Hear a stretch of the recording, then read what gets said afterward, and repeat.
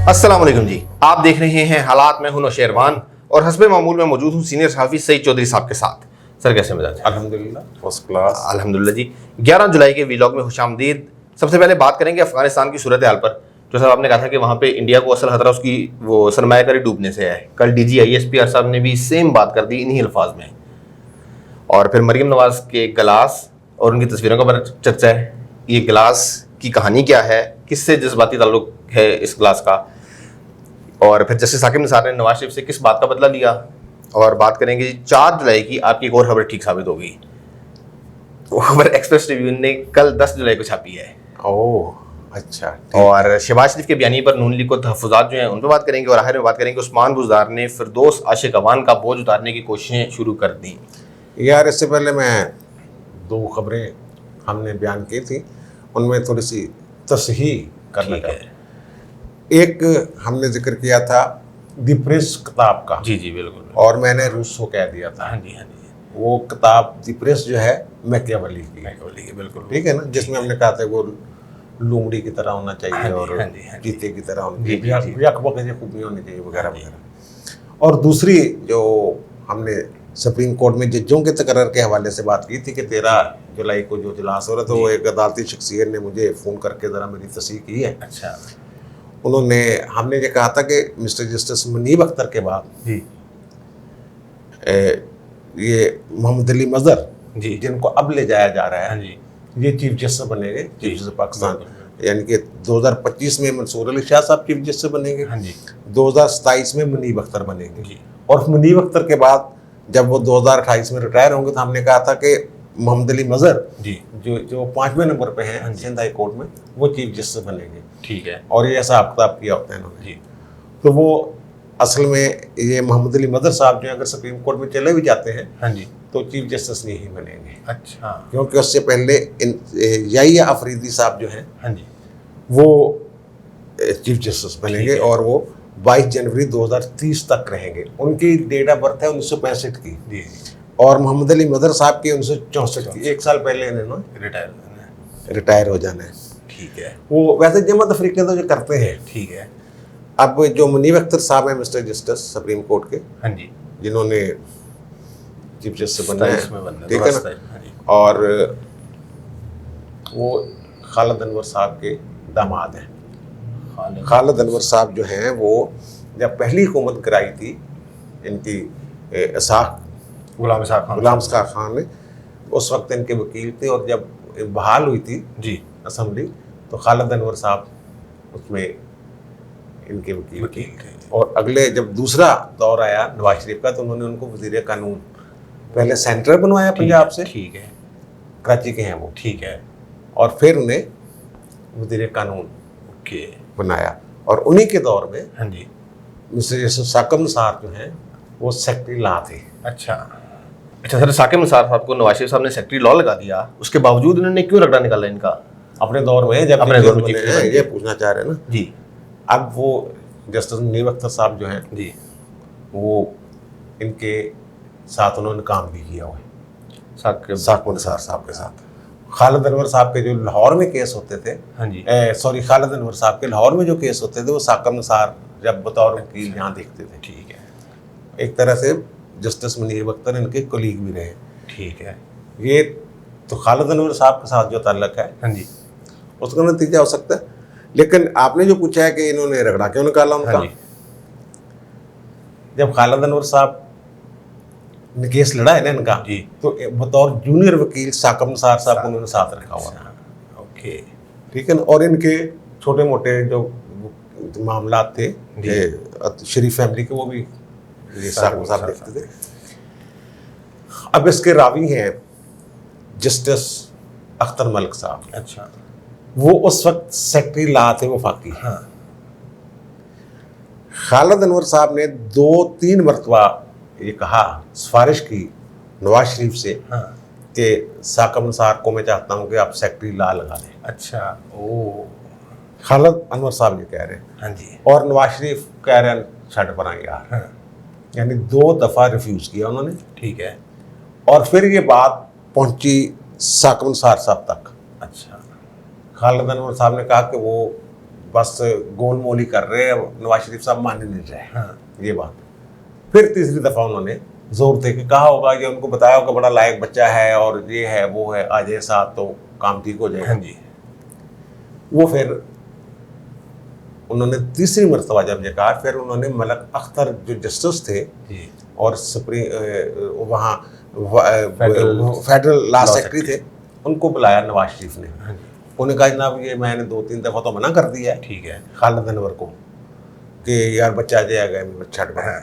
तो, लेकिन वो अब जिद है। करते हैं बराबर। तो आप ये बताएं कि अगर आप चाहते हैं तो मैं, अगर आप चाहते हैं तो मैं जवाब दे देता हूँ, ठीक है। अगर आप चाहते हैं तो मैं आपको किसी और जगह एडजस्ट करवा देता हूँ। हाँ। इंतजाम में उन्होंने कहा कि मैं तो जज हूँ, मैं वापस चला जाऊँगा बतौर जज। मैंने क्या क्या करना है जी। साकिब निसार साहब को एक तो ये गुस्सा था, ओके, कि 2 दफ़ा लटकाया और लटकाया यानी हाँ जी। दूध दिया, कहते हैं ना मिंगनी डाल के दूध नहीं देना चाहिए, जी जी जी। मिंगनी डाल के। और दूसरा फिर इनको उन्होंने जज बना दिया खालिद अनवर साहब के कहने पे लाहौर हाई कोर्ट का। और वो बैच था आसिफ सईद खोसा साहब भी उसमें थे और साकिब निसार भी थे, और एक कम उम्र तरीन उस बैच के दोनों बंदे थे। साकिब साहब थोड़े से सीनियर थे और वो थोड़ा सा साल 6 माह का फर्क था खोसा साहब का। सही। जब इनकी कन्फर्म 1 साल बाद कन्फर्मेशन का मामला, पहले एडिशनल होते हैं फिर कन्फर्म जज, ठीक है। नवाज शरीफ ने इनको कन्फर्म भी नहीं किया था। अच्छा, 2 दिन उससे इकट्ठे हो गए। वो कन्फर्म करने की बजाय इनको 1 साल की एक्सटेंशन दी थी। ठीक है। और ये दोनों ये समझते थे कि ये दुनिया के सबसे बड़े जूरिस्ट हैं, कम से कम पाकिस्तान के तो सबसे बड़े जूरिस्ट हैं, हमसे ज़्यादा लायक कौन है। नलायक बंदे जो हैं वो कन्फर्म कर दिए और हमें एक्सटेंशन दे दी, लटका दिया, हम जूनियर हो गए।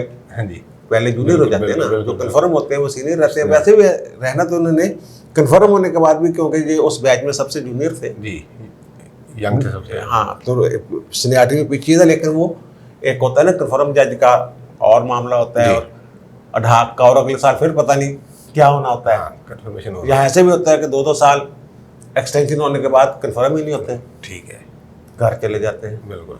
ये गुस्सा जो है ना, गुस्सा निकाल ये कितना भारी पड़ा ये गुस्सा। निकालते रहे। तो सर, शहबाज शरीफ के रवैये पे नून लीग को क्या तहफ़्फ़ुज़ात हैं? यार ये पहले और क्या सवालात हैं? मेरे पसंद का सवाल तो है मरियम की तस्वीर और ग्लास का चर्चा। नहीं, वो भारत वाला पहले खत्म करें। असल अफगानिस्तान में जो, वो तो थोड़ा सा लंबे मौजूद है। ठीक है, अफगानिस्तान में जो इंडियन इन्वेस्टमेंट डूब रही है, आपने भी हाँ कुछ यार, बात वो की थी। मैं 4-5 दिन से ये रौला डालता, तालिबान वाला और खाना जंगी, अफगानिस्तान की सूरत हाल, मुज़ाकरात जी, ईरान में मुज़ाकरात, फिर तुर्की वाले जो मीटिंग्स होती रही हैं, फिर रशिया में, फिर भारत का किरदार वगैरह वगैरह। बिल्कुल।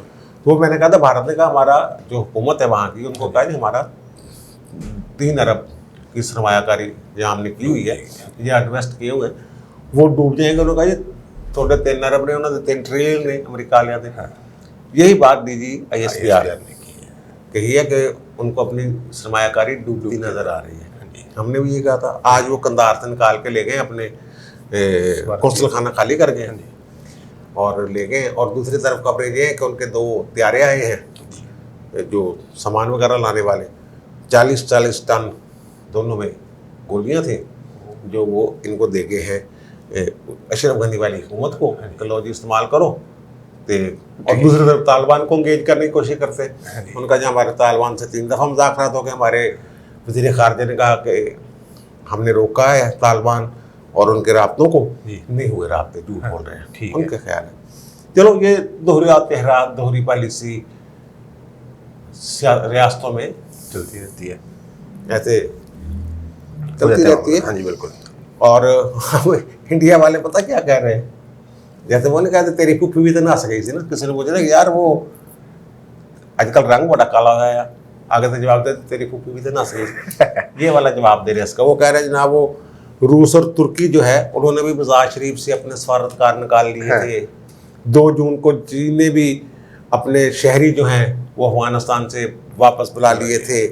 इस तरह के वो जमात तफरीक़े करके कर रहे। तो ये बहरहाल अल्लाह खैर करे। ठीक है। तालिबान जो हैं वो, उन्होंने, मुझे लगता है कि 20 साल में कोई जो शिद्दत पसंदी थी उस हवाले से ज़रूर कोई ना कोई सबक ठीक सीखा है। ठीक है। उस्मान बुज़दार साहब, उस्मान बुज़दार साहब जो हैं वो जनाब उनकी वो बड़े तपे हुए फरदौस आपा में। और ख़बर ये है कि एक तो फरदौस आपा को कोई बेचारी जो हैं वो रह रही हैं गवर्नर हाउस में कमरे में। अच्छा, जहाँ वो रह रही हैं वहाँ जनाब वो कह रही है कि वज़ीर आला मेरे वो LED नहीं लगने देता। जो वजारत इत्तलात की LED वगैरह और फर्नीचर वगैरह था वो सोना चौहान साहब ले गए थे जी अतार के, बिल्कुल। बड़ी बड़ी।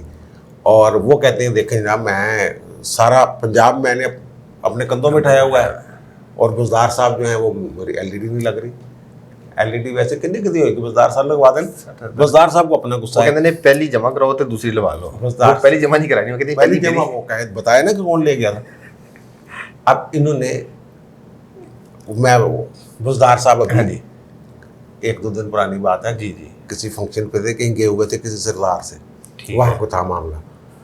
तो उन्होंने पूछा अपने जो अफसर हैं इतलात के जी कि भाई वो मेरी खबर कहाँ है, हाँ मेरी खबर क्यों नहीं लग चली टीवी पे या जी जो जी भी। जी जी जी तो उन्होंने कहा जो उस वक्त फरदौस साहब वो लाइव थी हाँ इसलिए आप, की खबर उन्होंने कहा जी फरदौस साहब तो हर आधे घंटे बाद कट करवाती हैं। ठीक तो वज़ीर आला मैं हूँ, मैं अहम हूँ या वो अहम है, बिल्कुल। ये क्या बात हुई। और फरदौस साहब ने वहाँ मुखौर भी छोड़े हुए हैं, ओ अच्छा जी। वो जो PRO टाइप DGPR टाइप बंदे नहीं होते, हाँ तो जी होते हैं। हाँ जी हाँ जी हाँ जी। वो DGPR के मुलाजम होते हैं बिल्कुल यार। बिल्कुल बिल्कुल बिल्कुल। आपा ने वो मुखौर भी छोड़े हुए हैं। अच्छा। उन्होंने आपा को जाके बताया कि वो बुज़दार ये कह रहा है। हाँ आपा फिर मजीद गर्म हो गर्म हो गई, लेकिन परेशान भी हो गई। हाँ उन्हें उसमें वहाँ भड़क लगाई कि ये बुज़दार मुझे कैसे कहाँ निकाल सकता है। अच्छा जी। लेकिन बुज़दार साहब ने जो ताहर कर शहीद हैं आपके दोस्त उनके खास। हाँ उनको कहा यार तो कुछ करो। अच्छा हाँ ठीक है। उन्होंने ताहर शहीद से कहा इसका इधर कुछ करो। हाँ जी फरदौस साहब से कमांडा ये तो मेरे से भी भारी पै रही है। हाँ तो ताहर रशीद ने सुना है, कहा कि जनाब वो फिर आप बताएं सर क्या करना है इसका। की करना है। तो अभी बुज़दार साहब वही बात जो फरदौस आशिक कहती है कि ये मुझे कैसे निकाल सकता है, मैं तो किसी और की हूँ। बिल्कुल। तो उसने कहा कि यार कुछ भी करो जो समझ आती करते जो समझ आती है कर दे, लेकिन इसका कुछ करे। ये यहाँ तक बात है। चलिए देखते हैं कुछ होता है कि नहीं होता। तो सर अब दो मामला हैं, दोनों शरीफ फैमिली से मुतल्लिक हैं। हाँ मरियम एक तो नवाज। वो थे ना खबर जो हमने दी थी कि फौजियों वाली तनख्वाह वाली 4 जुलाई को। 4 जुलाई को हमने दी थी कि समरी चलेगी और खुफिया रख रहे हैं उसको। बिल्कुल बिल्कुल वो बिल्कुल। खबर फिर लीक हो जाती हाँ है जी। जब कोई व्लॉग वगैरह कहीं भी कहीं ना कहीं सोशल मीडिया पे कोई ट्विटर पे कहीं आ जाता है। जी वो 10 जुलाई को एक्सप्रेस ट्रिब्यून ने वो छाप दिया कि जनाब ये हो गया। ठीक है। अब वो रोला डाल रहे हैं कि जनाब सिविलियन की भी 25% बढ़ाएं, जी जी ऐसा नहीं बात इनकी 25% क्यों ऐसे हाँ जी। निकलने का। जी हमने तो वैसे बता दिया था कि जनाब ये बड़ी सिविलियन कुर्बानियां पहले ही कितनी ले रहे हैं। वो नहीं और हमने ये कुर्बानियां बताया था कि फौजियों की कुर्बानियां बड़ी जी जी बिल्कुल बिल्कुल। असल मकसद तो हमारा खबर बताना था ना जी, यार, बिल्कुल। खबर हमने बता दी थी। जी जी जी जी ठीक है ना। अब जो है ना शहबाज शरीफ वाला माप हाँ जी जो आप कह रहे हैं बयानियां, जी जो नवाज शरीफ के बयानिया के साथ खड़े हुए थे ना लोग हाँ जी बड़े, वो कह रहे हैं, उनका ये कहना है वो मे भी आइंदा चंद रोज में कुछ लोग नवाज शरीफ से बराह रास्त भी बात करें अच्छा कि शहबाज शरीफ साहब जो ढिल्ली मिस्त्री जी पॉलिसी लेके चल रहे हैं ना जी उससे ग्राफ नीचे आ रहा है अच्छा हाँ जी नून लीग का। और 2 साल ऐसे ही गुजर गए हाँ तो ये ग्राफ मजीद नीचे आएगा। ठीक है अग्रेशन जरूरी है, ठीक है ये बात है। और ये तफजात में भी जब हम बात कर रहे हैं पहुंचाए जा चुके हों नवाज शरीफ को, ठीक है। और में भी शहबाज शरीफ कुछ थोड़ा सा अग्रेसिव बदलने बदलने की कोशिश करें। लेकिन वो उन्होंने कहा था ना 2-3 महीने, अब महीना तो गुजर ही गया जब हमने बताया था कि 2-3 महीने शहबाज अपनी मर्जी कर ला, देख ला की बनता। और उधर मरियम ने वहाँ आग लगाई हुई है कश्मीर में। जी और इनके जनाब यार मैं हैरान हूँ मीडिया पे कितना कंट्रोल है उनका। ये ट्वीट किया शहबाज गिल ने, वो एक तस्वीर वाला कि वो एक वहाँ खड़ी हुई है, वो गिलास वही हाथ में उनका जिसका चर्चा है। और फिर एक पीछे उसी जगह उनके वाला साहब, नवाज शरीफ साहब की तस्वीर वो फोटोशॉप टाइप की। जी लेकिन मरियम के ट्विटर अकाउंट से वो तस्वीर शेयर हुई थी। तो उन्होंने, हो सकता है वो, उन्होंने कहा हम कश्मीरियों के साथ हैं जी। वो एक इस्ताराती या इशाराती तस्वीर, हाँ, उनका मतलब है कि अब्बा जी भी मेरे नाल ही नहीं। बिल्कुल, ये बिल्कुल। लेकिन उन्होंने उसको पकड़ लिया जनाब, उसको वो फ़ोन से मिला दिया और दीगर चीज़ों से मिला दिया, फलां से फलां, झूठ बोलती है उस वक्त, सच बोलती है जब चुप चुप होती है, चक्का चुप के। ये कोई बात नहीं, खैर है, वो सियासी बातें होती रहती हैं। उसका ट्वीट है 7 बजे से 9 बजे तक हाँ जी, वो रेड टिकर चलता रहा है ठीक है दुनिया टीवी पे। जी। रेड टिकर के तौर पे एक मावनिक सूसी जो है शहबाज गिल, उसका ट्वीट जो आमतौर पे जो बड़ी अहम खबर हो ना, जिसको वो उसके तौर पे, इशू के तौर पे ना ले, जी, वो 1-1.5 मिनट से ज्यादा 4-5 बार चला और ठीक है ना, 4-5 दफा चला। आप तो रहे हैं, आपको तो पता है वो। लेकिन वो 9 बजे के खबरनामे तक वो टिकर जो है वो चल रहा था। और फिर ग्लास की एक हाँ बात जी। हो रही है, उनके हाथ में एक स्टील का ग्लास होता है जी, लंबा सा, कई तस्वीरें हैं उनकी। और ये जो तस्वीर है दरख्त के नीचे, जी, वो सरहद के वो कंट्रोल लाइन के करीब, बिल्कुल, ठीक है ना, हटियां बाला में है मेरे ख्याल, हटियां बाला, हटियां बाला जहाँ आज खिताब का बड़ा बहुत बड़ा जलसा था। जी, उनके हाथ में गिलास है, उस पर 3-4 दिन से ये चल रहा है, ये गिलास में क्या है, ये क्या गिलास है, गिलास क्यों पकड़ा होता है। अगर कोई बता दे तो ये नाम देंगे 21 तोपों के इस्लामी, हमारे इमरान शफकत साहब ने कहा हुआ है, जी, को पिस्तौल भी नहीं है, तोपा इनका पटाखे वाला पिस्तौल भी नहीं बेचारे को। चलो खैर, वो जो गिलास है ना, हाँ जी, उसके मैंने कहा यार पता तो करें गिलास है क्या। वो मैंने कोई इनके पुराने बुजुर्ग लीगी हैं, हाँ जी, मुस्लिम लीगी, जिनका इनके घर भी ठीक है, आना जाना, बेगम कुलसूम से भी जी, प्यार वो होते हैं ना कि बाबे ऐसे, जी, बिल्कुल, वो ठीक है ना, घर के कोई फर्द ही होते हैं, या कह लें आप घर के मुलाजम कह लें, या घर का कोई भी ऐसा बंदा होता है यार, अब मुझे बड़ा करीबी हो, ठीक है ना, वो बाबा मेरा सिर फाड़ देगा। ये आपने कभी पहलवान देखे हैं अखाड़े में? बिल्कुल, गुजरांवाला में, गुजरांवाला में, हर जगह अखाड़े में, हाँ जी, हाँ जी, बिल्कुल, ठीक है ना। बिल्कुल, बिल्कुल, वो उसके बाद एक सरदाई का गोटा लगा के बादामों की, और ये वो पीते हैं। उनके पास एक गिलास होता है बिल्कुल, स्टील का, हाँ जी, इतना लंबा, जी, या किसी दौर में पीतल का होता था, तो कली करवाया होता था। जी, ये जो थोड़े से मतबवल घराने थे ना, थोड़े खाते पीते, हाँ जी, उनके घरों में वो गिलास आम थे। मेहमान आते थे, वो लस्सी उसमें देनी, पेड़े वाली लस्सी, दही से बनी हुई लस्सी, सरदाई, वो उन गिलासों में वो तकरीबन आधा जग आ जाता हाँ है। जी, आधा जग तो नहीं, हाँ वो मेरे ख्याल आधा किलो का गिलास है सर, हाँ, आधा किलो, यानी कि 2 गिलास जो हमारे आम रूटीन हाँ में, जी, वो 2 गिलास, 1 गिलास नाली बनते थे हाँ, पूरा रहता है, पूरा जन्म।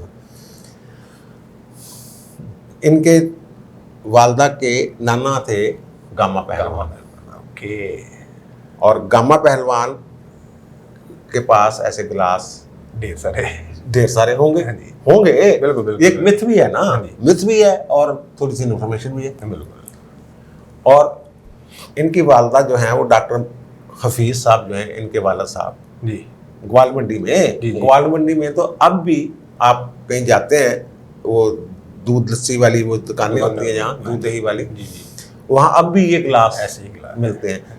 लेकिन वो कुछ भरत के होते हैं, कुछ पीतल के होते हैं, और कुछ ये स्टील के। जो स्टेनलेस स्टील था वो ज़रा अमीर लोग थे, ठीक है, आम लोग भरत के और पीतल के इस्तेमाल करते हैं, लोग कली करवा लेते थे, कली। ठीक है, वो कहते हैं कि उसमें से वो ना घुले ना, वो हाँ जी, उसके साथ वो घुल जाता था उनका कुछ जिंक जुंक जो भी था। ठीक, ठीक, ठीक, ठीक, ये वो कहते हैं बाबा जी कि ऐसा ही गिलास मैंने कुलसूम नवाज के पास भी देखा। ओके, बेगम कुलसूम नवाज ऐसे गिलास में लस्सी पीती हुई मैंने देखी है।